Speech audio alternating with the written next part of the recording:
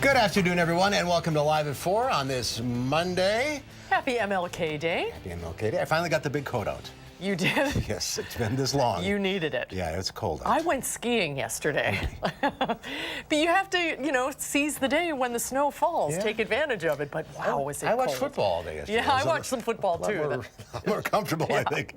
All right, let's take a look at what's making news on this Monday. A pregnant woman and her husband's quiet evening is shattered as bullets pierce their east side home, forcing them to take cover. Early morning travelers at the Dane County Airport had their plans abruptly changed when a power failure darkens the terminal. And the 90th birthday anniversary of Martin Luther King Jr. is celebrated around the nation, including the state capitol. Also later on, Dr. Zorba Pastor is going to be here. That's right. So start thinking of your medical questions. Let's take a look outside on this Monday afternoon.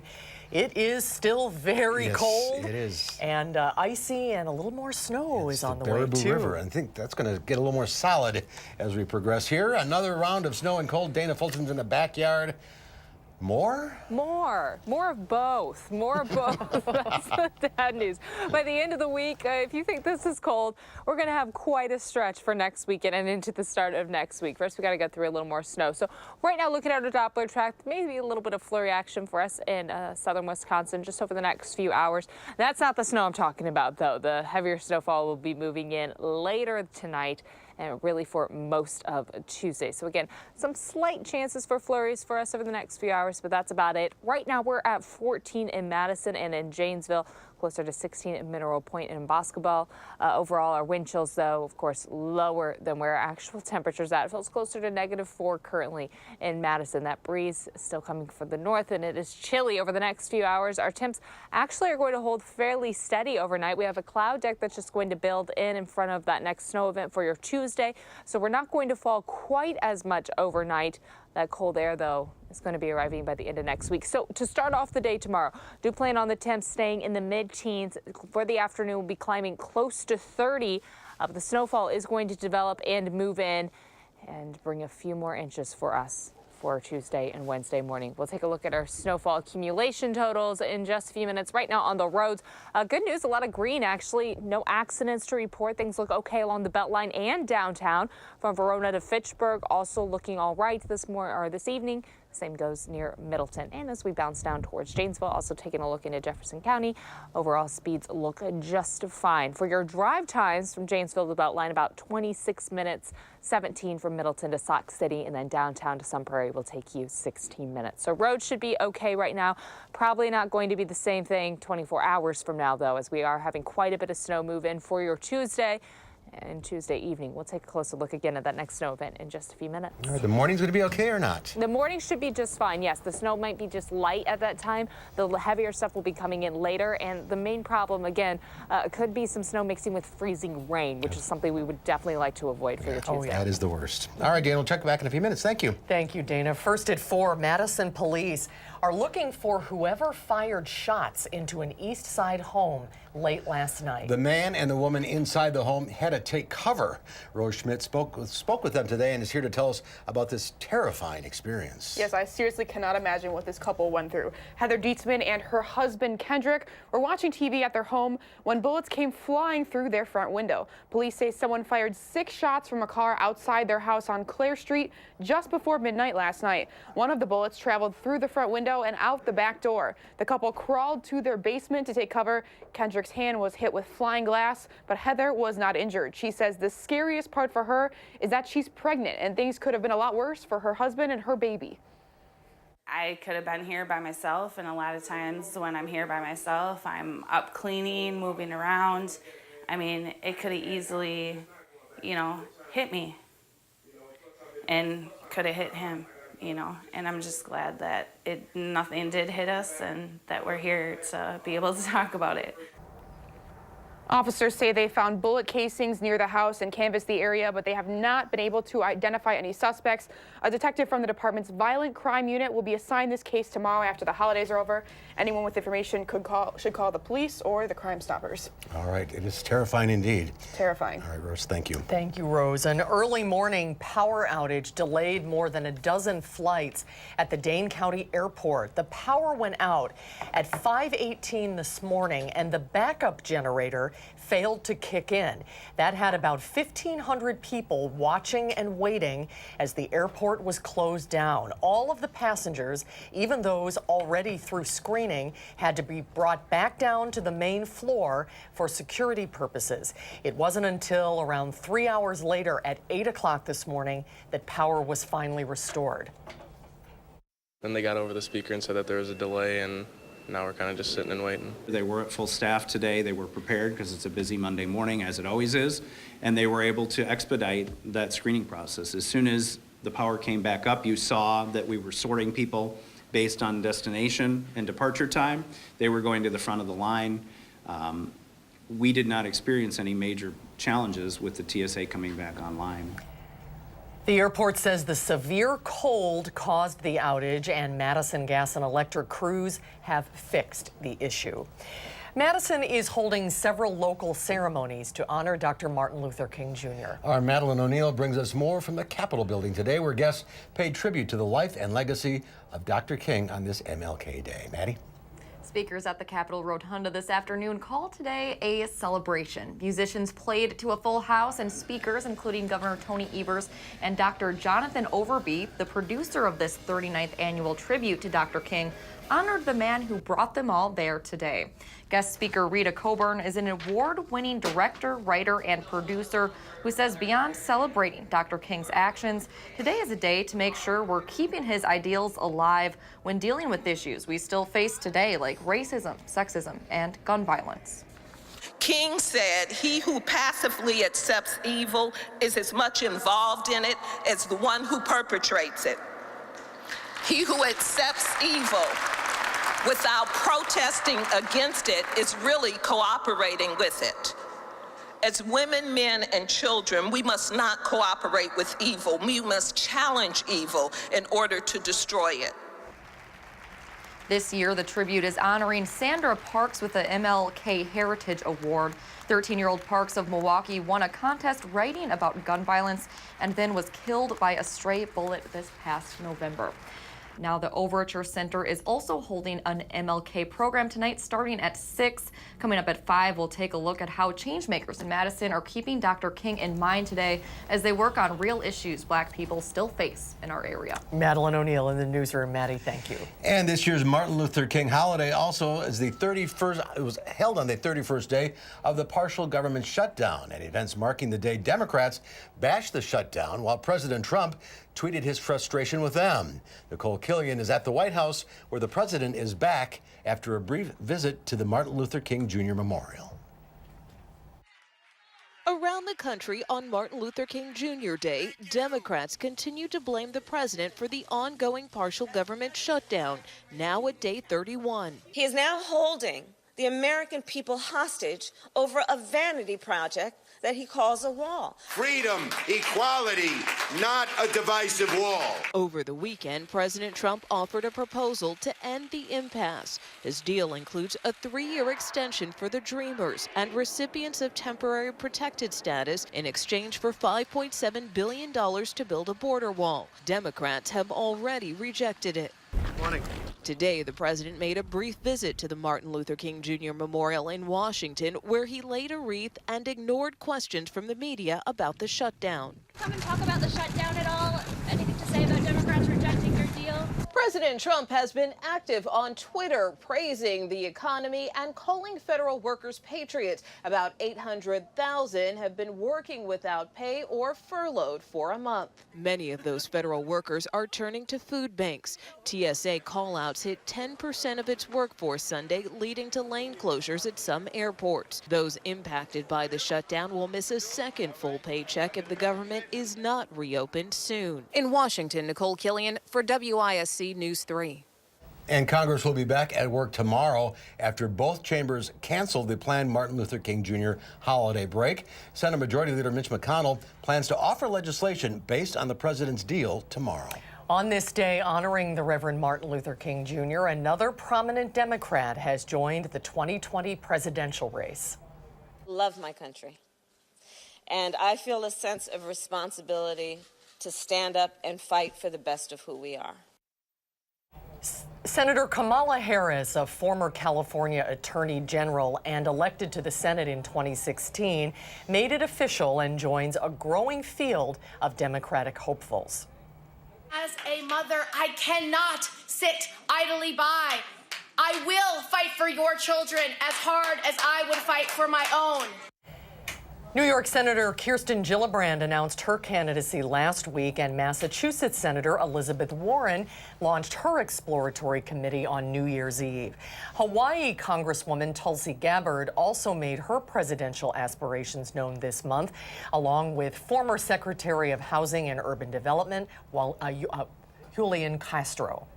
A Platteville police officer is being commended for a rescue. According to a Facebook post by the department, Officer Matt Froiseth was checking out the Blood Moon last night along Highway 151 when he heard a kitten in the snowbank near the highway. The officer dug the kitten out of the snow and brought him back to his squad car. The department announced that Officer Froiseth has adopted the kitten. Oh, that's a nice story. Look at that little kitten. Yeah. Good for him. When we come back, we'll head to the movies with our Will Loper. We'll find out what Will thinks of the new film Glass. That's when Live at 4 continues. We'll be right back.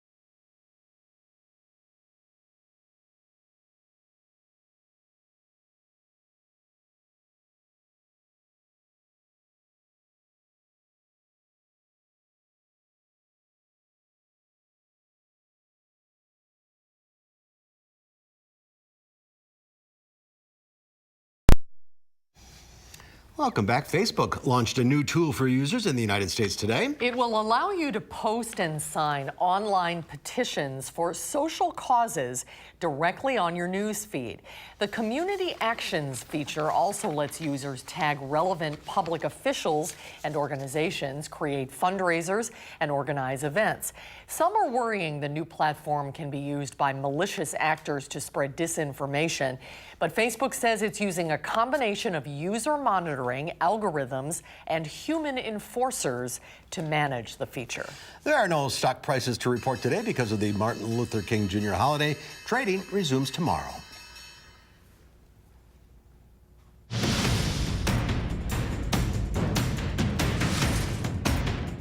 What do you want?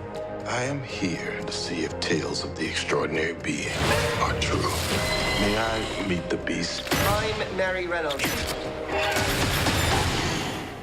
I need your abilities to get us all out of here and show the world we exist. That sounds like the bad guys teaming up. That was a clip from Glass, one of the newest movies to hit theaters. Is the conclusion to M. Night Shyamalan's 19-year trilogy satisfying? Here to let us know is our film critic, Will Loper. Hi, Will. 19 years? No build up to that at all, is there? 2 decades almost. Oh my goodness. Yeah, well, guys, this particular Glass won't be shattering any expectations. M. Night is weighed down by over-explaining comic book mythology, but luckily, a few good performances save this movie and make it enjoyable enough for one watch. So first, a quick recap. As we all fondly remember, back in 2000, M. Night wrote and directed Unbreakable, in which Bruce Willis discovers he's a super strong man who cannot get hurt, and Samuel L. Jackson is the evil mastermind who discovers him and says, Bruce, you're a superhero. In 2016, James McAvoy starred as a man with 23 identities in the movie Split, and in a surprise ending, it was revealed Split was actually a sequel to Unbreakable.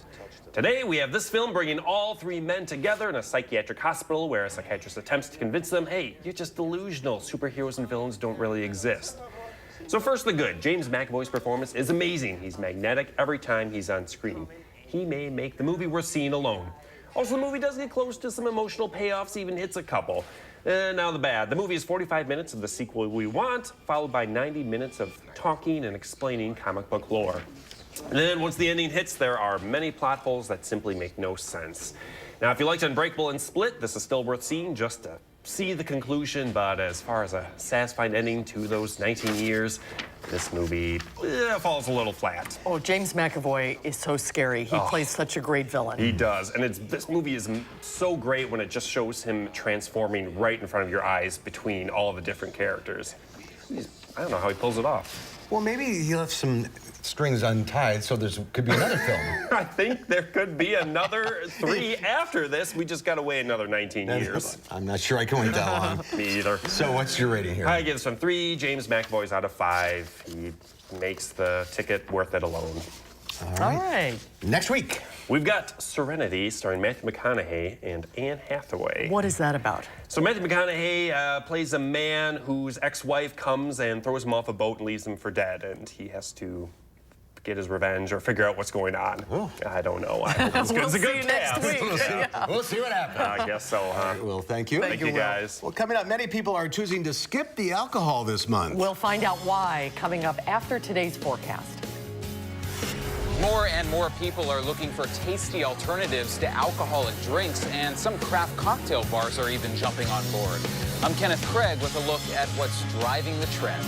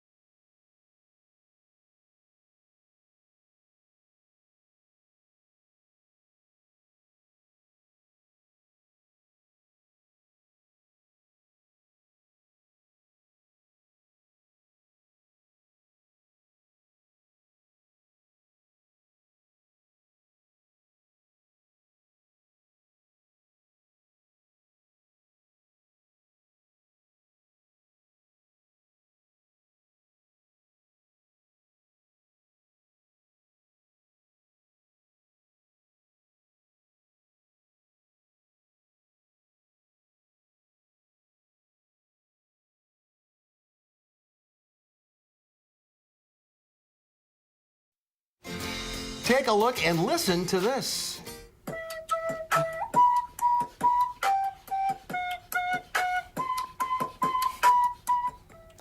You don't see this on Jeopardy, do you? Kenny Urban is showing off his impressive musical prowess by beatboxing with his mouth and playing the flute with his nose at the same time. He's performing what he calls the Flute Box remix of the 2007 party anthem, This Is Why I'm Hot by Mims. Kenny is a mouth musician and champion beatboxer out of New York City. I didn't know there was such a thing. That's impressive. It is impressive. Right in his bathroom. Interesting, yeah. Right in front of the shower. You went all out for the set. You know, we've heard a lot of Oscar talk lately. Best Picture, Best Actor, Best Actress. But how about the worst in cinema for the year? Well, those are called the Razzies, and the nominations for the 39th Annual Razzie Awards were announced today. John Travolta's John Gotti biopic, Gotti, topped the list. It got 6 Razzie nods. The Will Ferrell comedy Holmes and Watson was close behind. Also nominated for Worst Actor of the Year, President Donald Trump. The losers, or winners, I guess, depending on how you want to talk about it, will be revealed February 23rd. I don't think I'm going to see Gotti. What do you think? No, I think I can skip that. The Razzies are handed out the night before the Oscars, so that's the end of the month. Yes, coming up. Yep. End of February. Almost here. Yeah, it is. It feels like. It feels I don't like know what it feels something like. outside. It's something, I'll tell you that. It is very, very cold outside, and we have more snow on the way. So we have several alert days that we've added to your forecast. We'll take a look at what's ahead right after the break.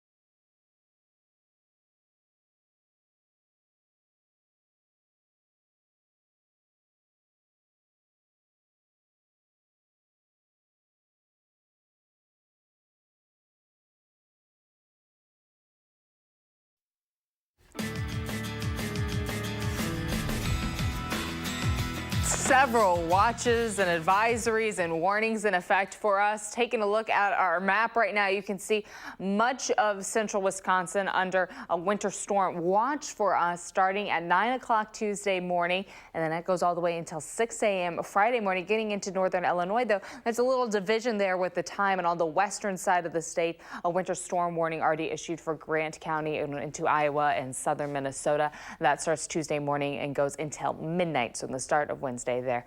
The snowfall will be decreasing throughout the day, so that's why you can see those warnings getting canceled to the west earlier and then extending a little longer for central and eastern Wisconsin going until 6 o'clock Wednesday morning. This is all as we get ready for some snow to move in. The clouds building in now. We do have some light snow and flurries, very, very light for us, starting to go through the area, and we may still see some light flurries and drizzle tonight, but most of the snow is really going to come in for your Tuesday, really impacting the afternoon, your drive home. Definitely plan ahead.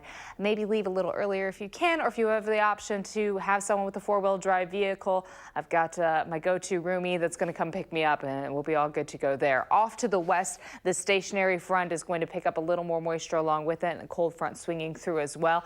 All of that system is going to continue to shift east, and it'll be moving through the southern part of the plains and the Midwest for us tomorrow, crossing, of course, it's further south, so we will be seeing that snowfall pushing north into Wisconsin with rainfall throughout much of Illinois into the southern portion of Indiana. Overall, with your future track, clouds build in tonight. Again, chance for some flurries and freezing drizzle for us overnight, but most of it coming through on Tuesday, and we're expecting light snowfall to move in from west to east and continue throughout the afternoon and most of the overnight. That freezing line you can see crossing close to the state line. That's a little problematic for us. We would like for that freezing line to stay as far south as possible, hopefully closer to central Illinois, because the further north it drifts, we could see some of that freezing rain mixing with snow. That makes things very, very icy and cleanup much more difficult, and of course the road conditions much worse for us. So again, if we can keep that freezing line further south, that would certainly be ideal. It does look like most of Wisconsin is going to be picking up snowfall with this event. Everything continues to shift east for us early Wednesday, and we are expecting the day on Wednesday to actually become partly sunny for us. So our snowfall totals right now, this central band looking anywhere from 4 to 7 inches of accumulation. Madison there right at the crosshairs, where if you go just a little further north, the northern portion of Dane County, expecting that 4 to 7 inch range. To the south, though, the numbers decrease pretty rapidly just because we're not expecting to see as much snowfall come through. And if any rain comes in as well for northern Illinois or up into Janesville in the southeast corner of the state, that rain is going to hinder any snow accumulation. To the north, also leaning closer to about that 2 to 5 inch rains. Because of this, we have added an alert day to the forecast for your Tuesday and Tuesday night. That freezing rain could make things very dangerous on the roads. That's for your Tuesday. For the end of the week, we are looking at a very, very cold start to your Friday and Saturday. Temperatures are going to be well below zero for your Friday. Throughout the afternoon, we barely cross into the single digits. May get close to 2 degrees for our afternoon highs, and then starting Sunday morning, another cold day with another cold afternoon. Because of that cold weather, we've added 2 more alert days to the forecast. For your Friday, we're looking at lows anywhere from -10 with wind chills down to -35, certainly possible. For Saturday, those lows looking at close to -6 with wind chills to -25. So very cold into the week for us following a chilly few days. Overall temperatures tonight are going to hold pretty close to where we're at right now, about 11 degrees, and then staying steady overnight. With that cloud deck overhead, we're not going to cool down as much. We may see a few flurries coming through, most of the snowfall coming in tomorrow. Snow continuing throughout the evening and afternoon. We may even see again some freezing rain to the south, but we'd like to keep that as far south as possible and just look at mostly snow coming in for us. Again, 3 alert days in the forecast for Tuesday, Saturday, Friday, and Saturday. Temperatures will be dropping quite a bit by the end of the week. We may even see a little more snowfall moving in to start off next week, but the snow that we are expecting for tomorrow, anywhere from 4 to 7 inches possible right around Madison, and isolated areas could pick up just a little more. So please be careful and plan ahead with your Tuesday plans, especially later in the evening. The evening commute could be a long one. Could be quite a long evening for us. Well, it's going to snow all day. All day long, and all evening for us. But as you asked earlier, the morning commute should be okay. Again, if we do have any isolated freezing drizzle spots, it shouldn't be too impactful for us to start off the day. It's really more as it builds, and if we do have any freezing rain drift up, then it's really going to become a messy situation. Well, it's good news for people who make their living from snow. From snow, yes. They only see dollar bills falling from the sky right now. It'll be much better. All right, Dana, thank you. Thanks, Dana. Well, many people are choosing to skip alcohol this month as part of a growing health campaign called Dry January. And they're in luck. It comes as more and more restaurants and bars are serving up the latest trend in the drink world, craft cocktails that don't have any alcohol at all. Kenneth Craig has more on the booming booze-free scene.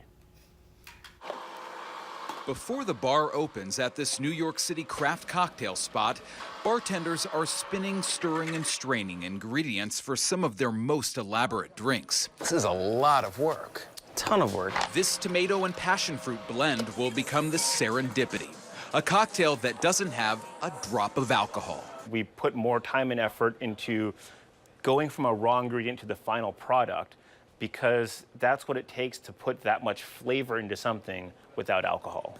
When cocktail innovators Dave Arnold and Don Lee opened existing conditions, they wanted to respect customers who don't order booze. To take them as seriously whether or not they were drinking alcohol. That means thoughtful, well-crafted alternatives to soda and juice for more and more people choosing to skip the spirits. We've seen that there's been a 5% decrease in alcohol consumption per capita over the past 5 years. Mintel senior beverage analyst Caleb Bryant says the rise of alcohol-free cocktails is partially driven by Americans focusing on health and wellness. For some, that means reducing alcohol consumption or abstaining from alcohol entirely. Tonight, I'm not really drinking because I'm sick. When Jeannie Im is avoiding the hard stuff, she doesn't want to sacrifice quality. Her favorite drink here is the Serendipity. This is probably one of the most complex and interesting things that I've tasted in a while, and it has no booze in it. It's a $16 concoction that's pleasing patrons and filling the till. Just don't call it a mocktail. It contains the word mock. Why would I mock the guest who's coming? That's top-shelf customer service without the booze. Kenneth Craig for WISC News 3. That's an interesting idea. Yeah, it really is. It's a little late. It's January 21st. That's true. There's not much time left. Maybe next year. The movement extends beyond the bar. Heineken just released its first non-alcoholic beer. And the Seedlip became the world's first distilled non-alcoholic spirits. Are you looking to add a kitty to your family? When we come back, Marissa DeGroot from the Dane County Humane Society is here. Oh, she brought Chip today. He's looking for a forever home, and we'll see if we can help him out. See if Chip can look in the camera. There you go. There he is. Marissa's up next. He's a big guy. We'll be right back. Snow.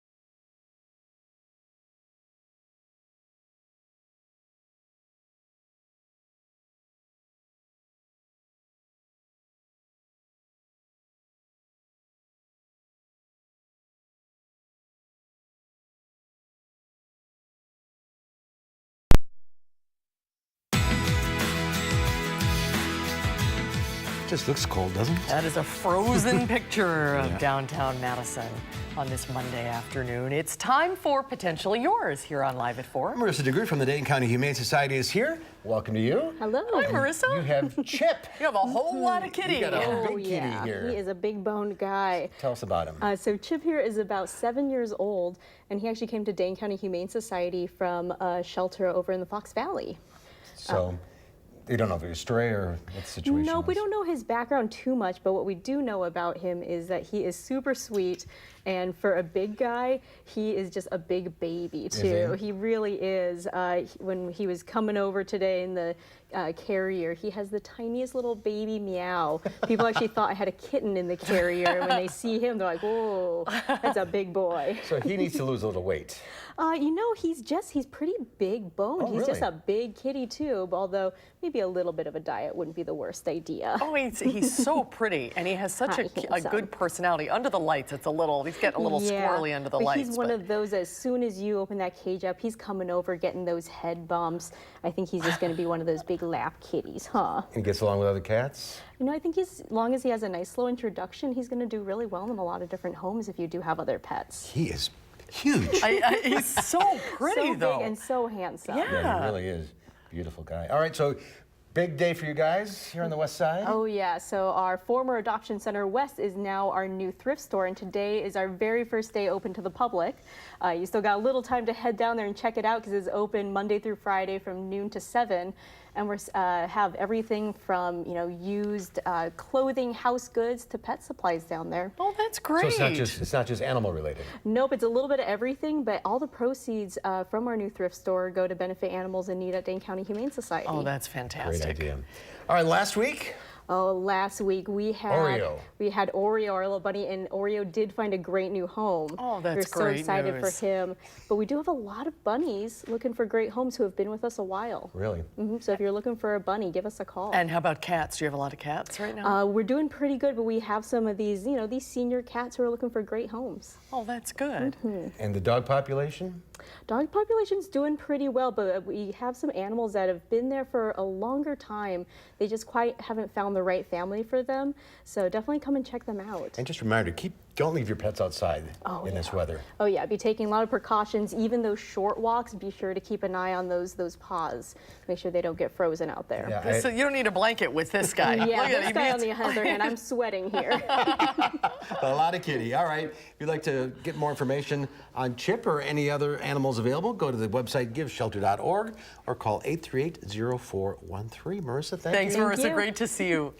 When we come back, Dr. Zorba Pastor will be taking your phone calls. If you have a question, now's the time to call in. The number is 270-9933. Dr. Pastor joins us from his clinic in Oregon. Hi, Zorba. We haven't seen you in a while. What are we talking about today? Is he there?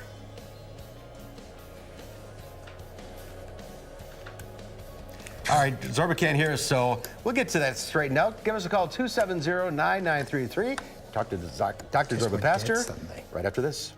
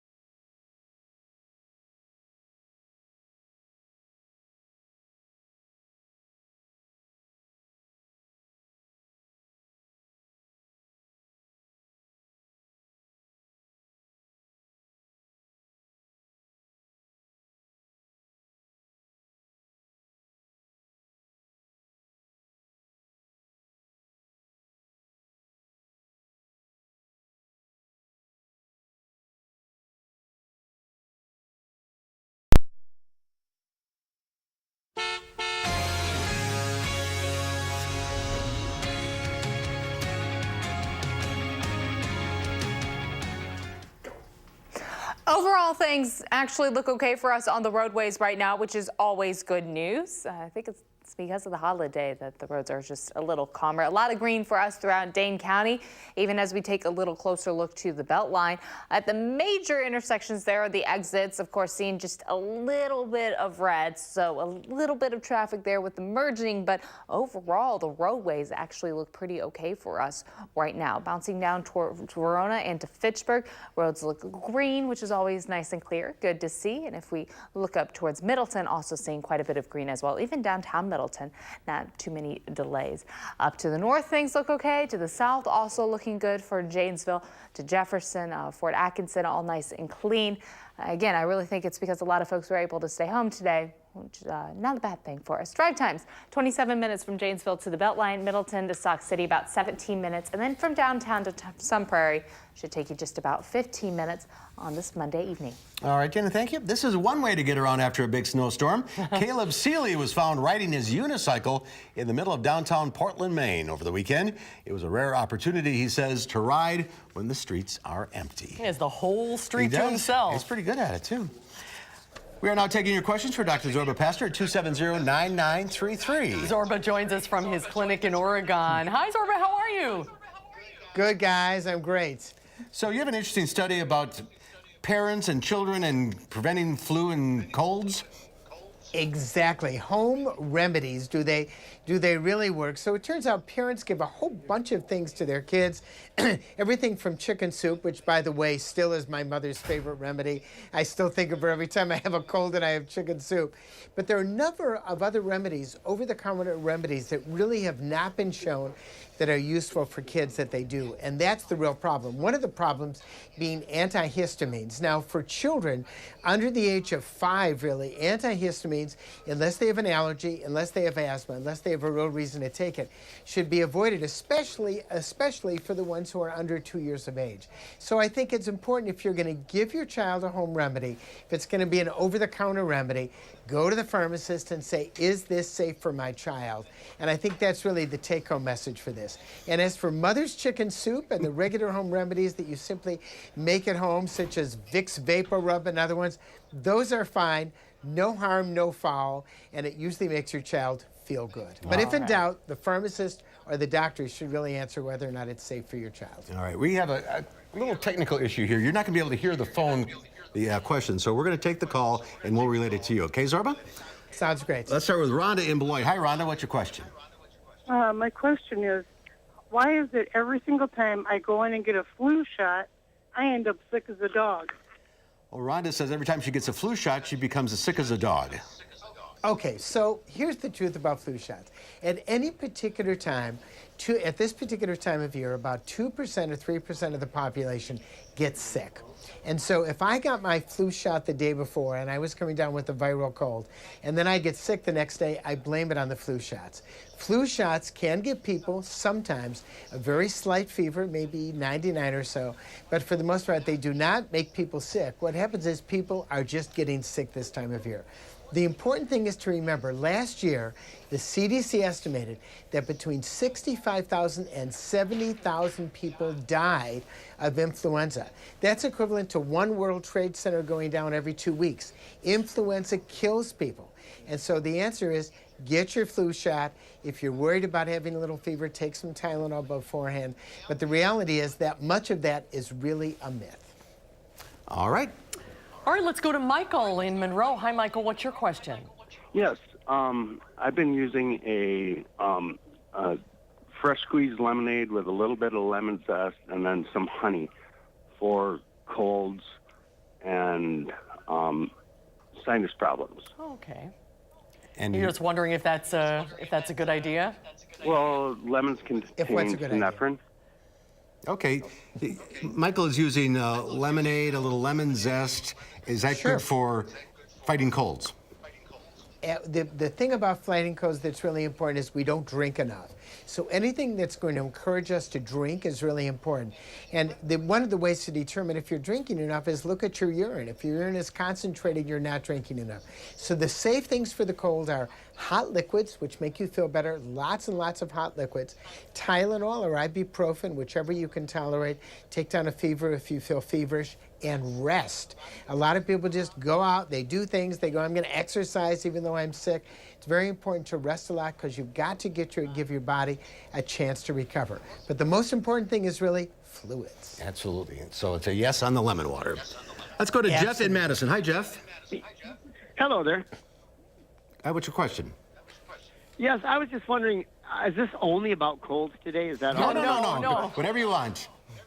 All right, I'm just so interested in CBD. I mean, truthfully speaking, we are GreenRx Madison. We have 400 kinds of CBD, and we're just watching what clients write in our ledger, and they just seem to be getting rid of massive amounts of illnesses, anything involving inflammation, pain, and a relaxation effect, right down to the nervous system and the bloodstream. All right. And there's a thousand studies on this. Sure. I'm interested in the wonderful doctor's take on this. All right, doctor, what's your take on CBD oil?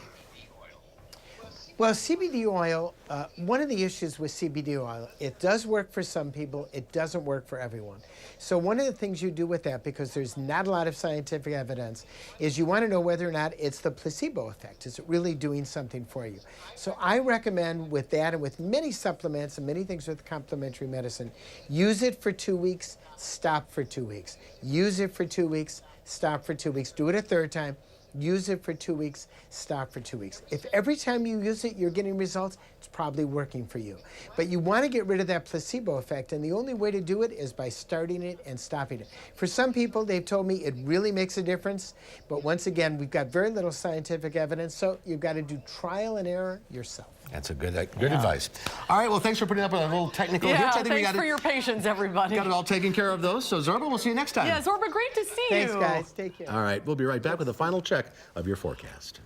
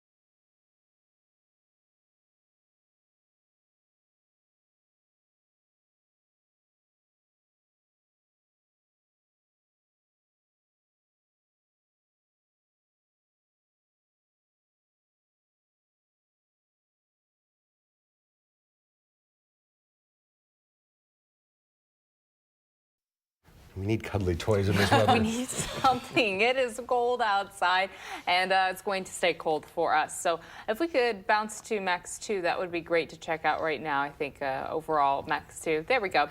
We're looking at temperatures to continue to stay cold, and we do have an alert day in the forecast for us for your Tuesday. Because of the snowfall that will be moving in, depending on where you're at in southern Wisconsin, anywhere from 3 to 7 inches possible. I know that sounds like a wide range, but right around Madison, leaning closer to 5 to 7 inches for us. And some freezing rain certainly possible south of Madison, and that freezing rain really could make the roads messy for your Tuesday evening commute. So here's a look at temperatures that we're expecting early in the morning. Thankfully not too cold, in the teens for us. Afternoon highs will be close to 30. Snowfall totals, again, on the higher side there near Madison, close to 7 inches possible, but the further south you go, those numbers decrease quite rapidly. So Tuesday, a snowy day for us, and then the cold will return for the end of the week. All right. Thank you, Dana. Thanks, Dana. And coming up tomorrow here on Live Before, Farm Director Pam Yankee will join us. She'll be taking your ag-related questions live. And Consumer Reports tackles those 529 college savings accounts.